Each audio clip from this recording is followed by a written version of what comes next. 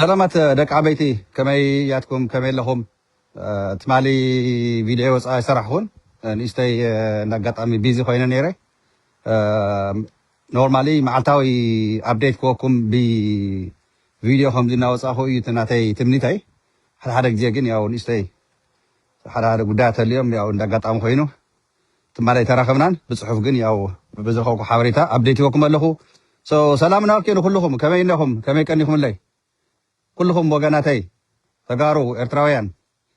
أنتم دك حلال مريت كما يخم سلام كتلو نتمنيه على ملوز لهم تجارو إرتراويان تسلام تا كل جزيستي لمدي يخونكم فغرستن نهنس أفهزنا أو جناتنا أو قرويتنا إخواتنا إرتراويان وجناتنا إرتراويان حزبنا إرتراويان خمت دقاقي مزولو بمسواتهم بقاسم بجنتهم عدم زهانسو عدم مبل 35 عمت كم يجرم كم زحلفوه يغني اللي اعتراض لهم بوش اي زنبري صاني ناي مبل 35 حد ناي صوتا موزيكان ناي فوتوات نداكم لي بوشتي نورمالي ابريشيت يغورن احنا ونكم سيلبريت نغورن لغزي تخونه كلكم باكال تزي كوينو قاليهم باكال قاليهم بمعد خوينكم كان نحنا تقراي تقارو وجناتكم احواتكم ناي تقراي هاجرنت بالسرات مسانا خوينكم تحقوسوا لغزي كمصيو سكاب شعقن قالسنا خصليو بحاده خوينا خمتم اياتنا بحاده ندرغي زدمسسو بحاده شروط تسوؤوا حيز خان بحاده مسلافنا زي اخلوكم يدلي تقارونا ارتراويان انتم لباما زخونكم مالتيو تمسو الى معاود ورزولو تمسو الى تفكروا حد عوداتنا يوتيوبرات ገለገለ ዘለው ንሶም ጉደፍዎም ተምስ ብልጽግና ተሰለፉ ንሶም ጸላእትና እዮም ተጋሪ ሆነ ኤርትራውያን ምስቲ ጸላኢ ካብ ሰዓት ዝተሰለፈ ረዲኩም ዓወድ ዝብል ዘሎ ኖም ዋጋ ይንህዎም እናብስሩ ሓውን እንብሎምን ግን እቲ ለባም ዝኾነ ትግራዋይ ለባም ዝኾነ ኤርትራዊ ሰዓት እዚዩ ሰላም ይዘልየና በቃ በሰላማ መገድ ጸገማትን ሒዝውን ምስ ብልጽግና እውን በሰላማ መገድ መሬት ናርክበና ኢና ዘለና ነበር ኩይናት ደሊና ንውለ ዘለና እዚያ ፍለጡባ እዚያ እንድሕር ፈሊጥና حوحتكم زي شعبيه كم زي حزون يفكر له بين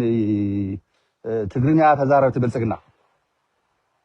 تجرنيا تزاربتي توم بمحرنيا كتقفل لهم زولنا نور حيزتهم ناي بتجرنيا تزاربت بالتجرنا ايوم كتقفل لهم تغارو بقاله ገብተን ጨብጣታለን ትግራይ እንደዚህ ጨብጣታለን ዙልና ኖሩ በመሐርኛ ሒዝኻ በትግርኛ መቀላቲና ከምዚ ክንጭብጣይና ቀረባ ግዜ መቀለ ክንቋፀራይና ህዝ ትግራይ ክንቋፀራይና ህዝ ትግራይ ክንበርክ ኮይና ዝብል ዘለው ቶም ብልጽግና ተጋሩ ናይ መጨረሻ አጋ ሞቶም ስለዝበጽሐ ምክንያቱ ጀነራላት ናይ ብልጽግና ሒዚ በፋኖ አወሎን ወለጋን ተቀቲሎም አለው ክልተ ጀነራላት ማለት ሓደ ሌተናንት ጀነራል ሓደ ካን ጀነራል እዚዩ እቲ ናይ ፋኖ ሓይሊ ከመይ ጠንኪሩ ከም ዘሎ ንሪኦ ኣለና ሶ ኤርትራን ትግራይ ናይ ሓደ ምምፃእ ማለት ሓፂን ካስ ዘይቆርጦም ምዃኑ كم أبنت وصدوا خدق زيا تجارن إرتراويان ناب حاد ممسا مالت تجارن إرتراويان بحاد مسلاف مالت حاتين حيكا زي قرط حيلي لبي عقم زحاز حزبي زي قرط تنكارا لباب زخون حزبي قالنا أب تجراي قالنا بإرترا هو زيو كبر كلخو قلقليهم يعبدو ما زحتجن دستنيا خمس خانة إزي بحاجة خمس خانة إزي دليات خمس خانة هز تقرأين هزي أتران دحر حيزي ناس اللي نافغانسي نبأس خمس زي عتو إنا غص باس نجبر إزي تخطيكم كتولني تجارن إتراويان تسفاي جبر مالتي أنتم لبا ما زخونكم تجارن إتراويان أجمع نيرو حمام نيرو مكتار نيرو متشفت عف نيرو بدعتات نيرو من عاق نيرو دي كله نفلتينا نسجن تاو تماهرنا زحشة تقرأي زحشة إرتران نفتر فقري أمانجو خلتي هزتات نفتر ننايو على عدلته ننايو على عودلته جن حدا حزبيو لبام حزبيو ببزح نجر حدا ايو زرخ بنا عدو جن اللوغو خلتيو ننايو على عدي زي لي حوحات هذي تنعي غاز نورت ودبنا ستت لنا سلطان نسيا توم عبد بد زول نورت افت بايتا خوينم تسرعت هزما مقامش أمس سبنا بك حزمة ببتري دحيتهم تعطى نابلكا زم عاد زول نور زم سخر زنورو زم ودبنا قالسنا سراويتنا زنعق زنورو حيس يكون له ሕጊ ትግራይ ሒዚ ኣሲርካ በዋሕስ ኣሲርካ ነዲሳ ኣውፂኻ ነዲሳ ምልኣኽ ቶም ዳያንን ቶም ዓቀብቲ ሕግን ቶም ፖሊስን ከምኡ ዝገበሩ ነበሩ እውን ሒዚ ንባዕሎም እውን ተሓጊ ኣርኪባቶም ሒዚ ተረዲእኩም ረኢኹም ዶ ሙሉእ መንግስቲ ናብ ቦቱ ክመፅእ ተሎ ሕወሓት እንታይ ዓይነት ዓቕሚ ዘለዎ ሪኢኹምዋ ዶ 3 ዓመት ሙሉእ ተደናገረት ውድብ ዘዳናገርዋ ማለት እዩ ንሳ ዘይኮነ ተዳናጌራስ እቶም ዝሓድዋ እቶም ንሕና ኢና ሕወሓት ዝበሉ እቶም ንሕና ኢና ከም ዝበሉ ንሕወሓት ከፍርሱ ብቢልዮናት ተበጂትሎም ትግራዋይ ኣይፈርስን ውድብ ማለት ህዝቢ ትግራይ እዩ ትካል ናይ ውላድ ናይ ዝወለደን ናይ ተወለደን ትግራዋይ ደም እዩ ዓፅሚ እዩ ውድብ ሕወሓት ማለት ትካል ናይ ተጋሩ እዩ ናትና እዩ ንሕና ኢና ሕወሓት ማለት ደገፍቲ ንኹን ተቃወምቲ ግን ውድብ ሕወሓት ማለት ትትካል ንሱ ኩሎም እቶም ተቃወምቲ እውን ናይቲ ውድብ ውላድ እዮም ፕሮዳክትስ ኦፍ TPLF እዮም ኦኬ ሶ TPLF ድርጅት የዘለኩም ዘሎ እቶም ውልቀ ሰባት ኣይኮነን ዘለኹ እዚ ዘይርድኦ ደንቆሮ ግን ምንም ክትገብሮ ኣይትኽእልኒ ኢኻ ተረዲእኩም ሶ ንሕና ኣብ ስደት ዝዓበይና ኣለና ኣብ ጎንኹም ኣብ ቃልሲ ሕዚ እውን ፈለኸ ይበልናን ክንቅፅለሉ ኢና ከዓ ኣብ ስደት ዝዓበይና ኣንቱም ኣብ ትግራይ ዓብይኹም ትግራይ ኣንቂሓትኩም መምሂራትኩም ዕድል ረኺብኩም ብታ ውድብ ብታ ዋጋ ዝኸፈለት ትካል ናይ ትግራይ ተመሊስኩም ትነኽስዋ ተመሊስኩም ክተዋርድዋ ትምክሩ ተመሊስኩም ክተፍርስዋ ሕኽ ትብሉ ኣብ ዳያስፖራ እውን ኣለኹም ፀሓፍክዋ ኣላ ሒዚ ግደፉ ብእከለን ከይተምሕሉና ኣብ ስደት ዝዓበይና ኣለና ኣብ ቃልስና ኣብ ትግራይ ዝዓበዩ ኣለዎ ብስርቂ ኢለ ፖስት ገይረ ኣለኹ ሒዚ እንዳጋጣም ማለት እዩ ረይዋ ንሳ እውን ገጋት ኮይና ኣርሙኒ ፀገም የለን ግን ሓቀየ እስቲ ሰራዊት ትግራይ ተግተግ ተጀሚሩ ትማሊ ብልፅግና ናይ ዓፋር ነይርኩም ሓራ መሬት ተባሃሉ ኺዱ ተዋግኡ ኢልዎም ሲ ተቆርጢጦም ንሳቶም ተዳሂኾም ሃዲሞም ከይዶም ስቃጥላ ናይ 4 መዓልቲ ኣግድሎም ተዋሂዶም ስቃጥላ እንድሕር ዘይብልናማ እንታይ ክንበልዕ ከብድና እንታይ ክኸውን ኢሎም መፅኦም ተክተክ ገቢሎም ምስቶም ብፆቶም ምስቶም ተጋደልቲ ምስቶም ሰራዊት ትግራይ ዳሕራይ ሰራዊት ትግራይ ከዓን ዓቕላም እንድዩ መብዛሕቲ ግዜ ኣውፅእ ኣቢሉ ወዳዒ ተወዲሉ ጣጣጣጣ ምስ ኣበሎም 4 ዘግ ምስ ኣበለ እቲኦም በቃ ህድማ ኮይና ድሓን እቲ ረይሳ ወዲ ረይሳ ናብ ሶሻል ሚድያ ምዝርጋሕ ኣየድልየናን ምክንያቱ ብልፅግና ሒዙ እውን ምስ ወገናትና ኤርትራውያን ሰላም ፅምደና በልና እዚኣቶም እውን ልቢ ተገይሮም እቶም ልቢ ዝገበሩ ይምፁ እቶም ልቢ ዘይገበሩ ዓናዝር ግን መፅኦም ናብ ትግራይ ክትኩስ ተለዉ ድሕሪ ሒዚ ስኢልካ ይረአን እዩ ድሕሪ ሒዚ እንወዲ ወረደ እንጌታቸው ዝገበርዎ ነበሩ ሽርሒ ካብ ዓፋር መፅኦም ክትኩስልና ስቕ ኢሎም ዝርኡ ነበሩ እንወዲ ወረደ ሒዚ ወዲ ወረደ ናይ ገዛ እሱር ጌርካ ውድብ ሕወሓት በሰስ ሰቢልካ ናብ ቦታኣ ናብ ስልጣን ምፅ ኣቢልካ ወዓል ሕደር የለን ተጋዳላይ ትግራይ ሒዚ ስጉም ትውሰድ ተባሂሉ እዩ ዝኾነ ነገር ኣንፃር መኸተና ኣንፃር ቃልስና ብደገ ዝዓጠቑ ይኹኑ ብውሽጢ ተደበቑ ኣብ ውሽጢ ትግራይ ኮይኖም ዘጭበርውሩን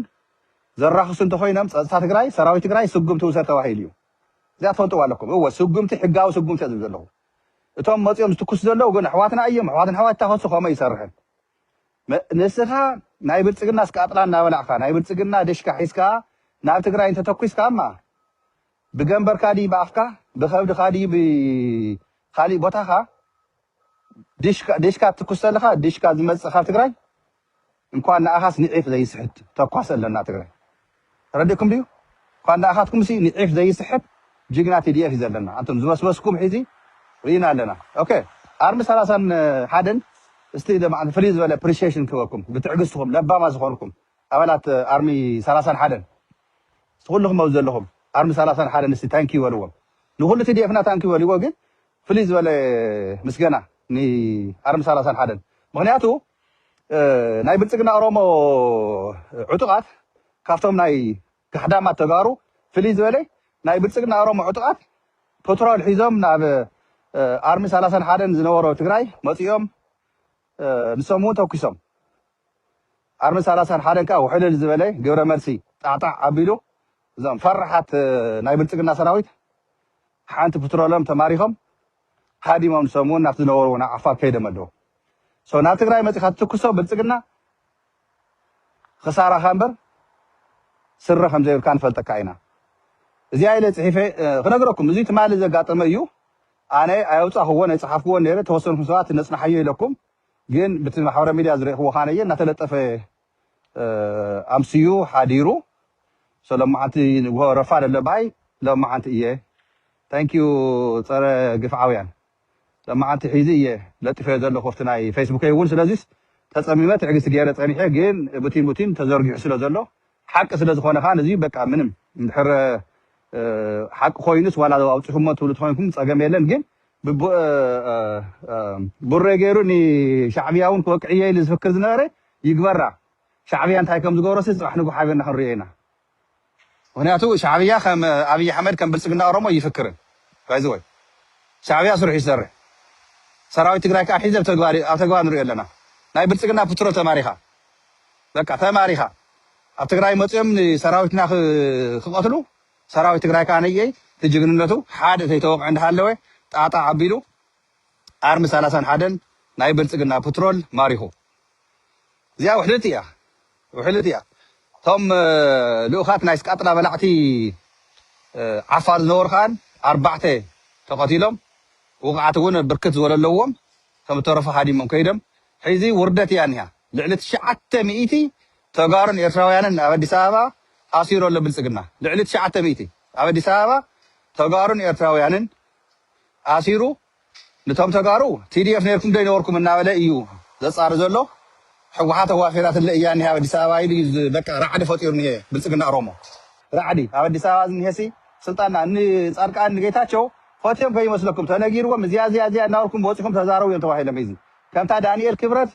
ወፂኡ ከምዚ በል ከምዚ ግበር ዝበሃል ዝነበረ ሕዚ ንሳቶም በኣምሓርኛ ተሪፉ በትግርኛ ህዝቢ ትግራይ ሲ ባይዘው ህዝቢ ትግራይ መብዛሕትኡ ኣምሓርኛ ይሰምዕ ኣምሓርኛ ይከታተል ሕዚ ብትግርኛ ብልፅግና ናይ ልኡኻት ብልፅግና ዝበልፀጉ ንጌታቸው ንፃድቃን ብትግርኛ ከምዚ እናበልኩም ተዛረቡ ተባሂሎም ትእዛዝ ተዋሂብዎም ትእዛዝ ተቐቢሎም እዮም እዚ ለ እዚኦም ፈከሩ ገለወሉ መቐለ ግደፍዎሲ እንኳን ብሂወትኩም ብረይሳኹም እውን ይንቕበለኩም ኢና ኣለና ሕወሓት ግን ስራ ዓጢቖም ምዃና ክነግረኩም ሕዚ ኣብ ትግራይ ዓበድበት ዝነበረ ንኣብነት ኣብ ውቕሮ ነይራ ሓንቲ ሰበይቲ ተጋዲለ እያ ትብል እዚ እናበለት ግን በቃ ሓፈሳ እኒሄ ግፋእ እኒሄ ትግራይ መን ክቅተለልኩም ድሕሪ ሕዚ መን ክዋግአልኩም ድሕሪ ሕዚ እናበለት ዓበድበት እናበለት ቀኒያ ስነ ስርዓት ግበሪና የኣብያ ዳሕራይ እንታይ ኮይኑ ቅድሚ 2 መዓልቲ ነጊረኩም እየ ኣብ ቀይዲ ኣትያ ተኣሲራ ማለት እዩ ንሳ በይና ኣይኮነ ካልኦት እውን ኣለዉ ኣብ ቲክታክ ኣብ ፌስቡክ ኣብ ዩቱብ እናመፃኹም ኣብቲ ባይታ ዘለኹም ያ ሰዓት ትግራይ ኣብ ትግራይ ኮይንኩም ነቲ ቃልስና ነቲ መኸተና ኣስተዋፅኦ ዘይትገብሩ ቃልስና ግን ክባኽን ንቅርሲ ልኡኻት ናይ ፅናትና ኮይንኩም ዕግርግር ትብሉ ዘለኹም ግን ሓደ ብሓደ ሒዚ ብክሳርኩም እናተሓነቕኩም ናብ እስር ቤት ድሕሪ ሒዚ ብዋሕስ ብቅርሺ ካብ እስር ቤት ትወፅሉ ጉዳይ የለን እሞንኒ ከምኡ ዝበሃል ነገር የለን ድሕሪ ዘይኣሚንኩምኒ ንሻምበል ገብረ ሕተትዎ ንሻምበል ገብረ ሕተትዎ እሞ ወሓስ ገይሩ ዶ ወፅየሉ ሒዚ ከምታ ናይ ቅድሚ ሒዚ ተኣሲሩ ገብረ ዴላ ፖሊስ ኮሚሽነር እንዳሃለወ ዝፈሽኳል ኣሎ ዶ ሒዚ ወፂ ዶ ኣይወፀን ምክንያቱ ገበነኛታት ብሕጊ ይጠየቁ ኢና ንብል ፀኒሕና እቲ ሕጊ ናይ ትግራይ ስርሑ ሽቱኡ ክወቅዕ ስርሑ ከይሰርሕ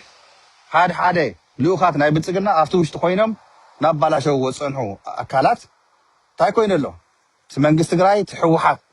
ናብ ስልጣኑ መፅኡ ኣልይዎም ሪኢኹም ምስ ተኣለዩ እዚኣቶም እንታይ ኮይኑ ኣሎ ሒዚ ፀጥ ሻምበል ገብረ ንምንታይ ዘይፍታሕ ሒዚ ንምንታይ ምክንያቱ ብገበን እንድሕር ፈፂምካ ብገበን እንድሕር ተጠርጢርካ እቲ ፍርዲ ቤት ብስነ ስርዓት ናትካ ኬስ ርኡ እቲ ቪክተም ዝኾነ እቲ ተጎደ ሰብ ክክሲ ዘቕረበ ሰብ ተኸቢሩ ብደንብ ገይሩ ፍትሓዊ ዝኾነ ሕጊ ክነግስ ኣለዎ ትግራይ እዚኣ ካ ትግበረላ ሒዚ ብውድብና ሕወሓት ናብ ስልጣን ብዝመፀሉ ሰዓት ትርእይዎ ኣለኹም ሒዚ ሙሉእ ስልጣን ዝሓዘ ውድብ ሕወሓት ፈለኸ የላን እንኳን ዶ ትግራይ ኢትዮጵያ እንታይ ዓይነት ስርዓት ነይሩ እዩ ትፈልጥዎ ኢኹም ፀጥ ዝበለ ፀጥታ ፀጥ ዝበለ ስርዓት ነይሩ ምክንያቱ መራሒ ኣብዚ መሪሕነት የድልየካ ውሕሉል ዝኾነ መሪሕነት ሕግን ስርዓትን ዘኽብር መሪሕነት እዚኣ ሒዚ ሕወሓት ሙሉእ እታ ስልጣን ዝሓዛ ወዲ ወረደ ናይ ገዛ እሱር እቶም ካልኦት ይዕገርግሩ ሕዚ ኣብቲ ውድብ ገምጋማት ቀኒ እዩ ኣብቶም ናይ 9 ፈፀም ስራሕ ናይ ውድብና ሕወሓት ጠንካራ ዝኾነ ገምጋማታት ቀኒ እዩ ጠንካራ ዝኾነ ክትዕን ጭቅጭቅን እውን ቀኒ እዩ እቲ ንኣቶም ኣኼባ ተዛዚሞ ኣሎ ሓበሬታ ኣለኒ ዲቴል ዝኾነ ሓበሬታ ረኺበ ኣለኹ ንግዚኡ ግን ክጥንቀቕ እየ ምክንያቱ እዞም 9 ፈፀምቲ ስራሕ እንታይ ትዘተ ነይሩ ከመይ ገይሮም ፈፂሞሞ ንእሽተይ ግዜ ክቁጠብ እየ ምክንያቱ ነቲ ቃልስና ነቲ ውድብና መተናኸፊ ከይኸውን ሒዚ ለምቅነ ካነየ እቲ 45 ብምሉእ ማእኸላይ ኮሚቴ ኣኼባ ገምጋማ ከካይድ እዩ ኣብኡ ዘለው እውን ተጋማጊምኩም ተወለይልኩም ውሳኔታት ወሲንኩም ፀሪኹም ውፁ እዩ መልእክተይ ቶም ዘይፀረዩ ፈፀምቲ ስራሕ መንመን እዮም እንታይ እዮም እናገበሩ ቀኒዮም ዘለው ግን ኣብ ግዜኡ ክነውፅኦ ኢና ሒዚ ግን ክንቁጠብ ኢና ቁጠብ እያ ኣነ በቃ ትዲቴል ግን ኣለኒ ከምዚ እንዳጋጣሚ ሒዚ እንታይ ኢና ክንገብር እቲ 45 ማእኸላይ ኮሚቴ ሕወሓት ስርሑ ክሰርሕ ተለይሉ ዝእገድ ኣጊዱ ዝቅፅል ኣቕፂሉ ፅሩይ ዝኾነ ኣብ መትከሉ ዘሎ ናይ ማእኸላይ ኮሚቴ ሕወሓት ካሊእ እውን ናብ ካቢነ መፅኡ ስርሑ ክሰርሕ ክትገብሩ ክትክእሉ ኣለኩም ሕኻ ከለይ ክሓከልካ እከለ ስርቅ ነይሩ እከለ ሰረቐን እከለ ዓርከዩ እከለ ዓርከይን እከለ ወዲ ዘይ ከባቢ እከለ ኣይሰርሕን እዚኡ በከባቢያውነት ተዓሚቶም ንውድብ ሕወሓት ከፍርሱ እናሰርሑ ዝፀንሑ ኣብቲ ውሽጢ ዘለው ሒዚ ኢኹም ተፅርይዎም ሒዚ ሕኻ ከለይ ክሓከልካ ዓርከይ ዝበሃል ነገር የለን ብፅኢት ብፃይ ዝበሃል የለነው ከምዚዩ ሕየትን ሞትን ክትበፅሕ ከለኻ ጭብጢ ዘለዎ መረዳእታ ሒዝካ እቲ ዝእገድ ትእግዶ እቲ ዝባረር እውን ኣብ ናይ ጉባኤ ዝካየደ ቀፃሊ ይባረር እስካብ ጉባኤ ዝካየድ ግን ክትፈልጥዎ ዘለኩም ውድብ ሕወሓት ሕገ ደንባ ንኣብነት ኣብ ውሽጣ ኮይኖም ዝዘርግዋ ሒዚ ክተባረሮም ኣይትኽእልን ምክንያቱ ዝባረር ኣባል ናይ ውድብ ናይ ማእኸላይ ኮሚቴ ሕወሓት ኣብ ጉባኤ ዝካየደሉ እዩ ተጋባጊሞም ወሲኖም ዘባረርዎም ዝባረር ሽዑ እዩ ሒዚ ግን ኣብዚ ናይ ሒዚ ንሄ ግን ተጋማጊሞም እቶም ጠቕላላ ካብ መስመሮም ወፂኦም ኣንፃር መኸተና ዝቃለሱ እንድሕር መርትዖ ተረኺቡሎም ግን እንታይ ዝገብር ትውድብ ሕወሓት ይእግዶም ተኣጊዶም እዮም ፀንሑ እዛ ሒዚ ልምቅነ ዘካይድዋ እቶም 45 ማእኸላይ ኮሚቴ ገምጋም ዘካይድዋ ተጋማጊሞም ዝእገዱ ሰባት እንድሕር ኣልዮም ክንነግረኩም ኢና ኣለው እዮም የለውን ክብለኩም ይደለኹን ሒዚ ምክንያቱ ዘለና ሓበሬታ ኣብዘይ እዋኑ ፕሪማቹር እናሃለወ ክዛረበሉ ስለ ዘየለኹ እየ ሓደ ነገር ንፈልጦ ዘለና ውድብ ሕወሓት ስራሕ ዓጢቓ እያ መፅያ ዘላ ሒዚ ስራሕ ዓጢቑ እዩ ዘሎ ውድብና ሕወሓት ኣለኩም ኣላ መንግስቲ ትግራይ ስራሕ ዓጢቑ ይወፅእ ዘሎ ሒዚ ለክፈስፈስ የላን ኣብ ስርቂ ኣብ ምጭብርባር ኣብ ኣንፃር መኸተና ዝፀንሐ ኣብ መሪሕነት ላዕሊ ይሃሉ ታሕቲ ይሃሉ ብዘየግድስ ክጓሓፍ እዩ ናብ መስመር ኣትዩ ዝቃለስ ኣንፃር መኸተ ሶሪ ስልክ ስለ ዝኣትውን ዘለው እዩ ኣንፃር መኸተና ኣንፃር ቃልስና ኣብ ሰዓት እዚ ዝንቀሳቐስ ኣንፃር ፅምዶና ንዚኣቶም ኣንፃር ዝኾነ ማንም ዝኾነ ኣብ ዝሃለወ ይሃሉ ክእገድን ብሕጊ ክጥየቕን ኣለዎ ባህል እየ እወ ክእገድን ብሕጊ ክጥየቕን ኣለዎ ፅምዶና ተጠናኺሩ ምስ ኤርትራ ክቅፅል እዩ ድሕሪ ሒዚ ንሕና ምስ ኤርትራ ዘይኮና ክንዋጋእ ምስ ኤርትራ ተሰሊፍና ንኣና ከጥቅዕ ዝመፅን ንኤርትራ ከጥቅዕ ዝመፅን ተጋሩን ኤርትራውያን ብሓደ ተሰሊፍና ኢና ክንምክቶም ኢና ክንቃለሶም ናይ ትግራይ ዝነበረ ግዕዚና ናይ ትግራይ ዝነበረ ዕንክሊል ኣውቂዑ ፀርያ እያ ትግራይ ሓፈሳ ኣብ ትግራይ ዘይኮነ ዘሎሲ ኣብ ኣዲስ ኣበባ እዩ ዘሎ ተጋሩ ግደፎ ኣዲስ ኣበባ ይትኽድላኩም ኢና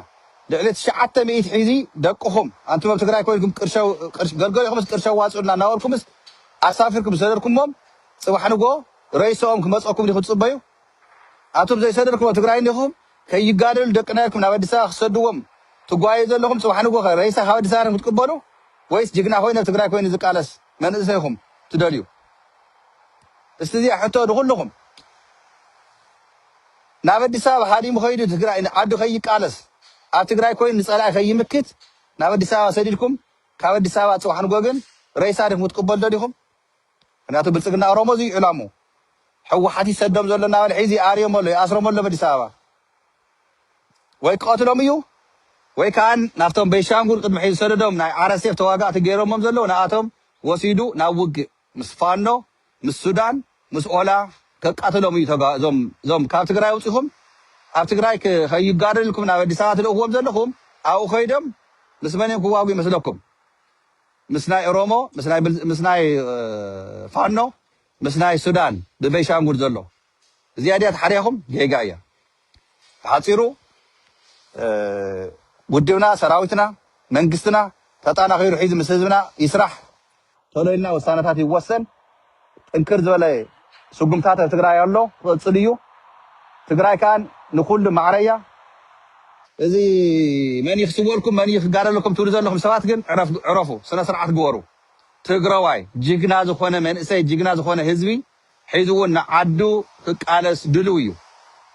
ህዝቢ ምዕራብ ናብ ዓዱ ክምለስ ኣብ ጎኒ ህዝቢ ምዕራብ ኣለና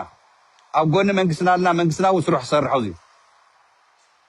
እዚያ ፍለጥዋ ስለዚህ እዚ ላይ ቃልሲ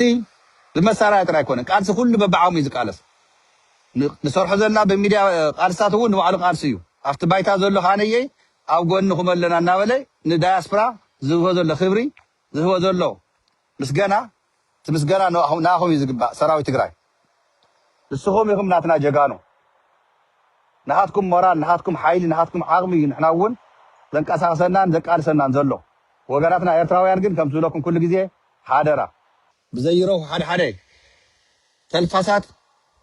ንዓድና ንትግራይ ዝፈሓዱ ኤርትራ ክንጭብጣይና ኤርትራ ክንጥፋይና ኤርትራ ክንገብረና ዝብሉ ተጋሩ ናትና ይኮኑ እዚኦም ብልጽግና ተጋሩ ንብሎም ካብዚ ብልጽግና ኦሮሞ ንብሎም ብልጽግና ተጋሩ እዮም እዚኣቶም ንትግራይ ኣይውክልን ንሕና ሰላም ንብለኩም ኣለና ንስኹም እውን ማዕረ ሰላም ክትውልናን ምሳና ክትስለፉን መንግስትኹምን ሰራዊትኩምን ህዝብኩም ኣብ ኤርትራ ዘሎ ፃውዒት ኣቕሪብልኩም ኩልኩም ኤርትራውያን ኣብ ደገ ዘለኹም ምስ ህዝብኩም ምስ መንግስትኹም ምስ ሰራዊትኩም ተሰለፉ ከማ እንተ ጌርኩም ኣብ ጎኒ ህዝቢ ትግራይ ኣለኹም ማለት እዩ ምክንያቱ ህዝቢ ትግራይን ህዝቢ ኤርትራን ብሓደ ተሰሊፉ ኣሎ ሰራዊት ትግራይን ሰራዊት ኤርትራን ኣብ ሓደ ዳስ በሊዑ ሰትዩ እዩ ነጊረኩም እየ ደጋጊመ ስለዚ ንሕና ቃልስና ክጥንክር እዩ ንሕና ይቋራረፀሎቲ ድምፀይ ስልክና ተውን ስለ ዘለው ኢና ዝሮግንት መልእክተይ ተረዲእኩም ኢለ ተስፋ ዝገብር ብጣዕሚ ዘኽብረኩም ከምቲ ልምደይ ብጣዕሚ ዝፈትወኩም ከምቲ ኩሉ ግዜ ተጋሩ ኤርትራውያንን ኩልኩም ኣየኹም ክንዕወት ኢና ከይትጠራጠሩ ኩልኩም ተጋሩ ኤርትራውያን ከይትጠራጠሩ እዞም ክምስምስ ዝብሉ እቶም ሓደ ቃልስና መፈተና